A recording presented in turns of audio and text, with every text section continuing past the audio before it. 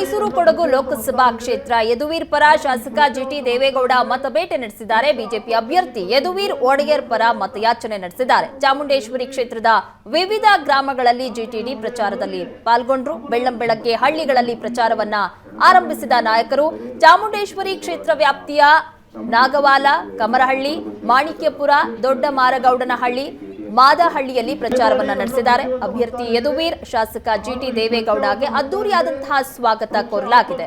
ಚಾಮುಂಡೇಶ್ವರಿ ಕ್ಷೇತ್ರದಲ್ಲಿ ಜಿಟಿ ದೇವೇಗೌಡ ಪ್ರಚಾರದ ಅಬ್ಬರ ಜೋರಾಗಿದೆ.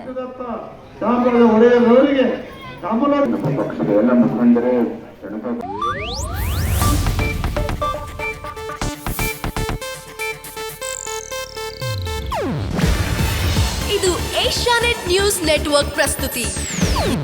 ನೀವು ನೋಡ್ತಿದ್ದೀರಾ ಏಷ್ಯಾನೆಟ್ ಸುವರ್ಣ ನ್ಯೂಸ್.